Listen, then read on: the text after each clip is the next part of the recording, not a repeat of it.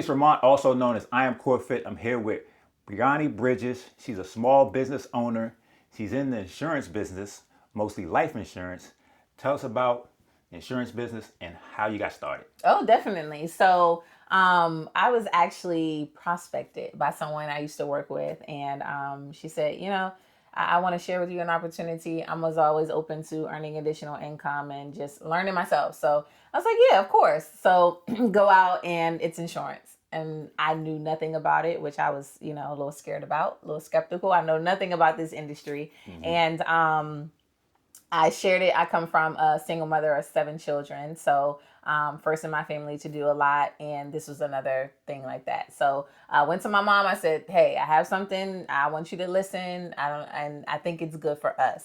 So through the conversation, I find out that my mom, even after losing my brother, right, still does not have life insurance coverage.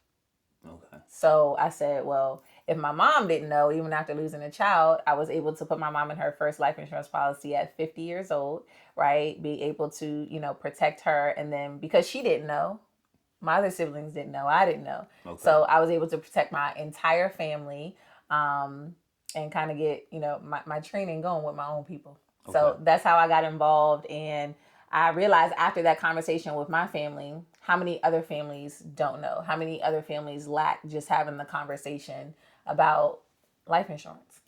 Did she talk about like what she had to go through with not having life insurance? Like, luckily enough, his father had it on him. Okay. We didn't know at the time, but his father actually had it on him. If it was up to my mother to bury my brother, it would have been very difficult. Oh, okay. Yeah. Okay. Wow, that's a good thing, man. Yeah. Like somebody thought about life insurance. Definitely. Yeah. Okay. So there's different types of life insurance, right? There's can you break down like what's the basic life insurance and then what's the different life insurance as far as I hear people talking about they made money with life insurance, they invested in life insurance.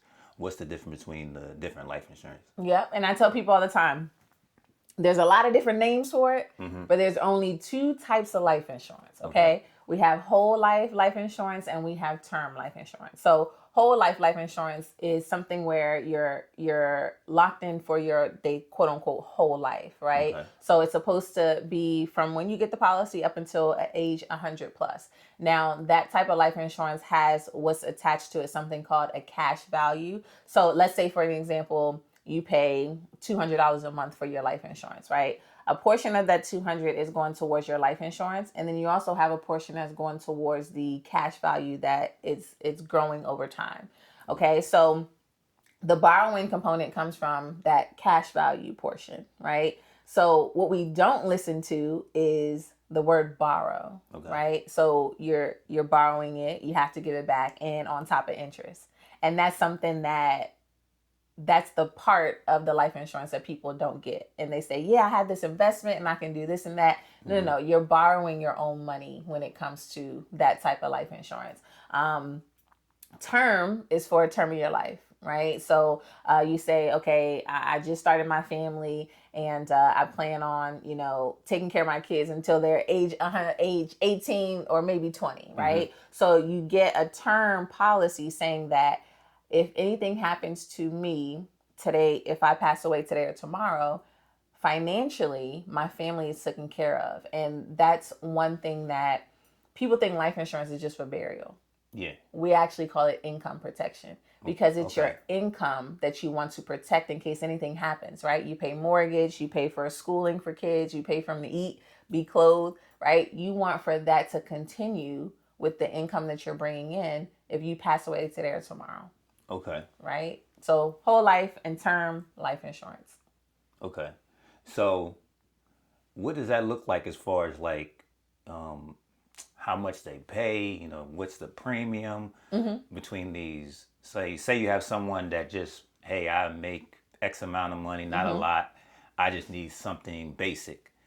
And compare it to someone who has, say they make a good amount of money, make 6 figures, and they say, can they invest in the life insurance per se? Or what determines if they need extra life insurance? Right. Yep. And it really just goes off of the life of the person, right? So you think about having young kids, you think about, being married, owning a home, different things like that. That's what you want to protect. Now, for people who, are getting by, the bare minimum, right? I would say just get life insurance so your family can bury you.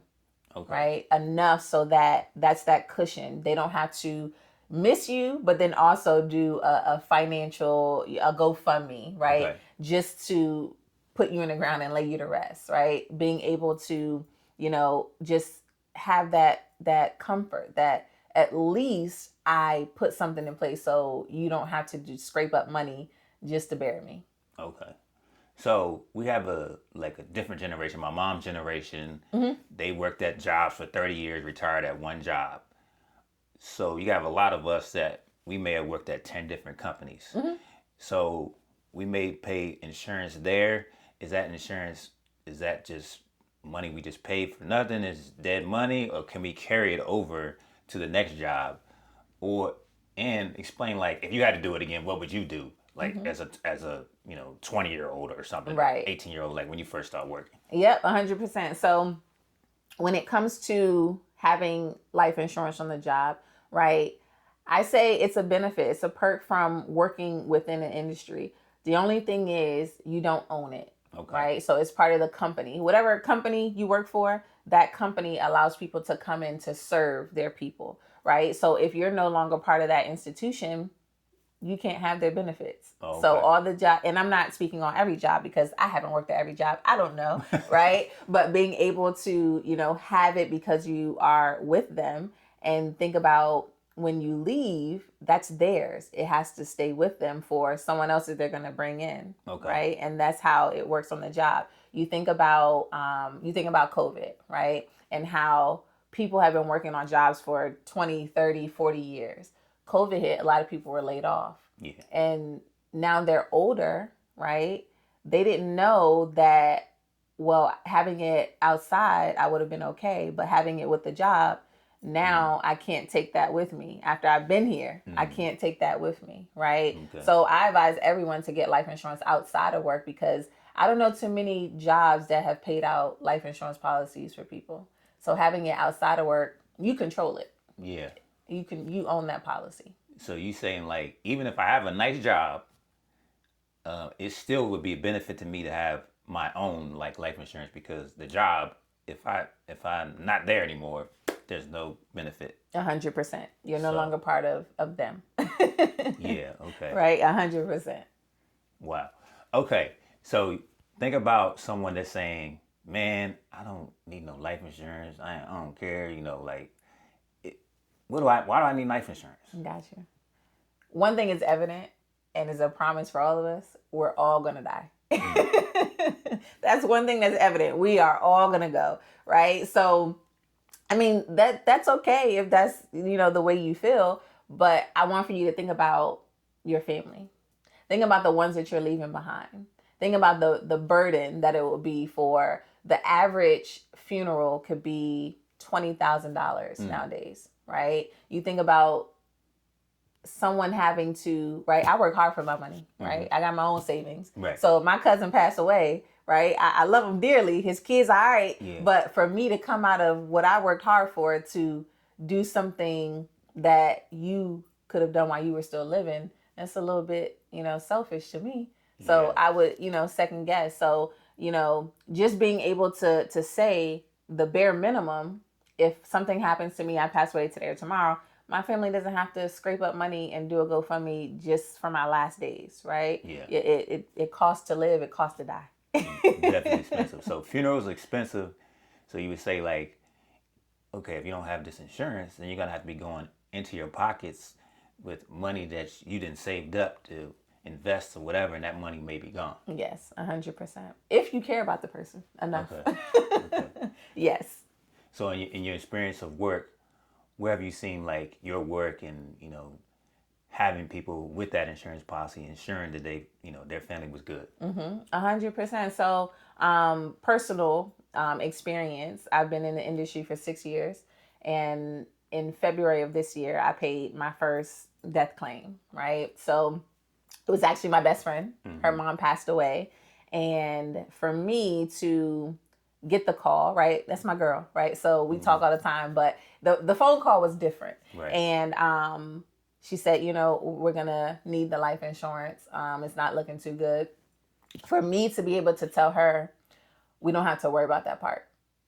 She's going, but we're going to spend these last moments with her. And that's what she would have wanted. So for me to bring that comfort to her and say, that's not something that we have to worry about right now. And, she passed on. But I've been to plenty of funerals in my life. Okay.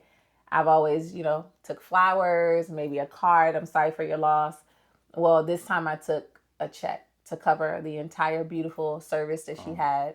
Not only that, she had enough coverage so that her kids would also get a piece of what she wanted to leave behind for them. So for me to be able to provide what she wanted for her kids in her last days, it was more than, I knew what I did was good, but that was confirmation for me that this is what I can do for my community. So for me to provide that and give back to my community, it was just, it was no feeling like it. Okay.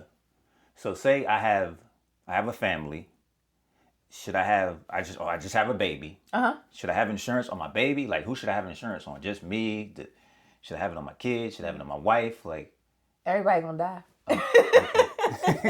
Everybody gonna go, right? It's best to, start with you for sure, because you are the breadwinner. You're the one bringing that income into the household. So first and foremost, your income is what matters. Now, of course, kids pass away too. So being able to, if anything happens to the children, have a policy for them as well, so that you don't have to go into your savings. You don't have to do a GoFundMe.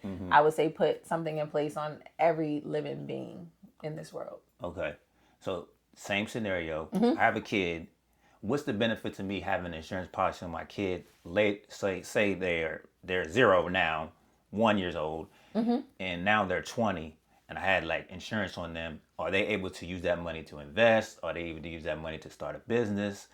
How does that work? Well, it depends on the type of life insurance policy that you have. Yeah. And the benefits of, first and foremost, having it on kids is because it's the same as adults. You want to, make sure that you're preventing a GoFundMe. You're preventing those things from happening. And depending on the policy that you have for kids, right?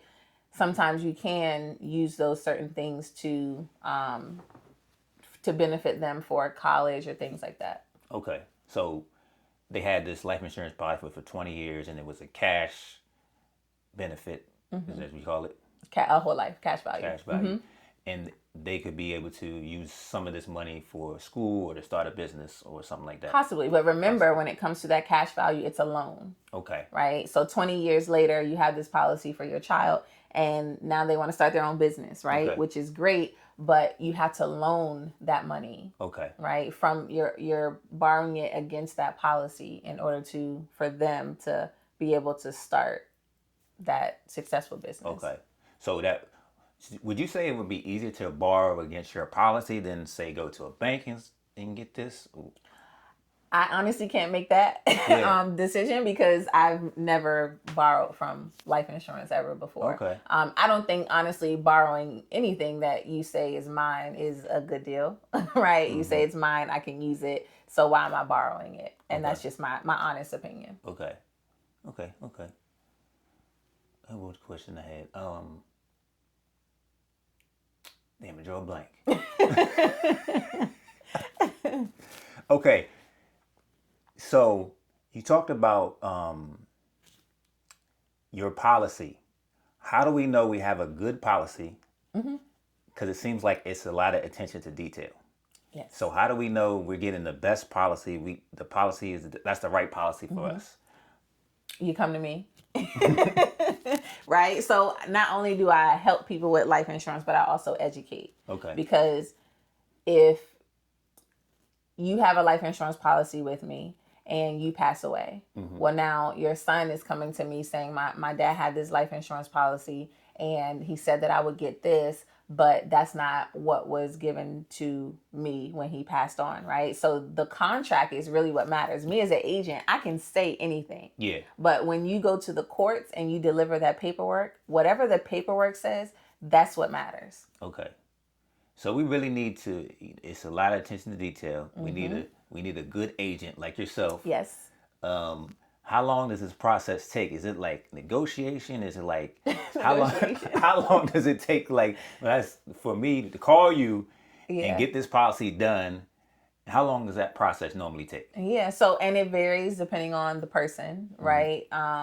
But typically, you talk to a life insurance agent, you ask the proper questions that you need. My first question to everyone is, do you know the difference between whole life insurance and term life insurance? And through that conversation, I educate. And then it's really on the client. What do you feel is best for you when it comes to your goal in protecting your family?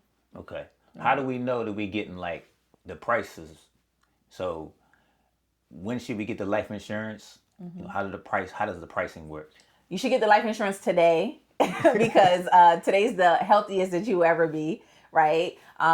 It's a qualification. So if you have ailments, if you have diagnosis of different things, it'll be, I won't say that you will be disqualified, but it'll be a challenge for you to get life insurance coverage once those things are a part of your medical history, because they partner with medical bureaus, right? Someone applies for life insurance, they're going to make sure that you're in the best health that you said, because the last thing they want to do is pay out a life insurance policy. So age and medical play a huge part. One thing nowadays is, on any life insurance application, they're asking about tobacco. Oh. Right? Because of the lasting, right, things that tobacco and different things like that can cause a person, right? So today You say quit smoking. Is the answer. We're going to quit smoking today, right? So we can make sure we get the proper coverage that it is that we need. So life insurance is something like we can't really wait. We need to be active now, because you can go back to your younger self, right? Mm-hmm. So what would you tell your younger self, like, hey, I need this insurance because I'm able to do X, Y, and Z, or it's going to be, if I wait too long, it's going to be, really expensive, break down that. Yeah, definitely. So you think about, someone who's in their 20s versus someone who's in their 50s, okay, right? Have prone to more illnesses when you get older, right? And that's just the way of life, right? So they say all Black people, we have high blood pressure, right? Diabetes. Right, because of our history of eating and what it is that we do. So being able to, in your 20s, say, I'm pretty healthy, I work out, I eat right, or things just haven't caught up with me yet, right? Okay. It's better versus someone who's 50, who's lived through life, who've, had all these different things, and now ailments start to come into play in the older years of their life. It's, not saying that someone who's 50 and above can't get coverage, but like I said, it goes off of your age and your medical. The longer you wait, the harder it's going to be. Yes. Okay, so you need to get it today. Today. Okay. Today. So the business of insurance, is it like an opportunity there for people? Mm-hmm. Like, what's your day look like, and what's the opportunity look like in insurance? The job market is pretty bad right now. So 100%. Yeah. So I'm a contractor. Okay. Right. So I make my own schedule. I run my own business. I'm able to network in the community. I'm able to connect with a lot of different people. And I have a license through the state. So I'm not just one out the trunk of my car selling insurance. Right. No, we're not doing that, right? I'm one who I have a license through the state. And with that license, I'm able to talk to families on a one-on-one basis, right? Let's sit around the kitchen table. Let's have the conversation. Okay. I'm also able to network in the community and figure out different organizations that I can work with to get the information to more and more people. I'm able to sit down with you on a one-on-one and do, like a podcast kind of thing. Mm-hmm. So, and I'm free to, as long as I'm, making sure I'm doing the right thing for people, I'm able to freely run my business. Okay. So what could we do better to educate ourselves about insurance, the things that we need? I know I heard this thing like 3 or 4 different times. One of my friends, kind of learned the same way. Her father passed away, Yeah. and then she had to like do all this studying and research, and she became an insurance agent also. What do we need to do as a community as far as getting more education, knowing about this? Because I know it needs to be dropped into my head. Yeah. I would say it starts at home. Everything starts at home. So being able to have that conversation with your close family, your close relatives, right? You know, cousin, I love you to death. If anything happens to you, I would emotionally feel some type of way, right? Right. And you have children. So if anything was to happen to you, what would you want from me, right? How would I be able to help or support your family? What do you have in place to, for your children in case, you pass away today or tomorrow? What are you leaving behind for them? And I think that's the true conversation, and where it starts is with the ones that we love most. Yeah. So you say like, not having life insurance, someone pass away, you might have to go into your savings, you might have to sell something, you might have to do a whole bunch of stuff instead of just having a life insurance policy where there's a check, and you may have to, that may not only cover that, but you also may be able to, get extra money for your children or whatever. Yep. You think about the cost of not having it, Yeah. right? So financially, everything that you cover, that should be covered within your life insurance policy, right? If it's not, then you resort in a GoFundMe, or maybe you got to lose the house, right? Your widow has to lose the house, because financially it's just not enough to keep that same financial life sustained. So just just get it. Yeah. Okay. Just what's the cost of not having it? So the last thing people would probably be like, well, how do I know that I'm getting a good policy? Because it seems like a lot of detail, and how do I know when I'm getting the best policy? That's with anything. You got to do your work, Okay. right? You can't just say, oh yeah, I got life insurance and I'm straight, right? No, it takes the time for you to make sure that this is what you need for your family, right? And like I mentioned before, the agent can say anything, but what really truly matters is what's in that contract. It's like buying anything. Yeah. Okay. Buying a house, right? You get the deed. You better read the deed in case somebody's coming to make sure that this is now their house. Okay, so it's like anything. You have to be aware of the contract that you sign. Okay. All right. So any last things you want to say about insurance? You know, why you should have it? Just that last little pitch to people, like, this is important. Yeah, and it definitely is. You you think about the amount of GoFundMe's that we do in our community, right? It's so common, but being able to just have a conversation, and I'm open for anyone in the community, anyone in the world, right, to just have the conversation about life, and it's Life Insurance Awareness Month. Look at that, right? To be able to have that conversation and just say, at least I heard what I could do better for my family. It starts there. So I'm a person to person, so I'm on social media, all that good stuff, but I'm a numbers girl, right? Okay. Get the number, call me up, right? Text me if you need to. We have a conversation about what that means for you. So 301-300-3260, right? Give me a call, shoot me a text, let me know, hey, I'm willing to have the conversation, or maybe I have life insurance, I've had it for years, I haven't looked through my policy. Maybe you can help me to understand what it's saying in case anything was to happen. That's why I'm here. So you saying you have an Instagram, maybe a website, but the best way to contact you is just to call you. Call me. So would you say, like, somebody's looking at this and say, man, my whole family need to hear this? I mean, do you talk to a lot of families? Do you sit down with whole families? Like, I started with my whole family. Okay.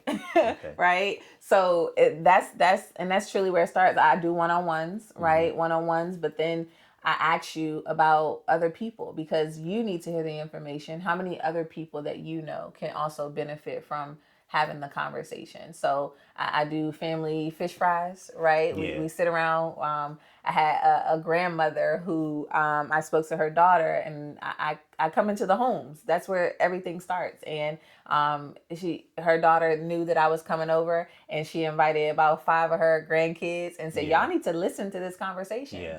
And through that, that's how I really want to, have that open space about what it can really mean if we just talk and have the conversation about it.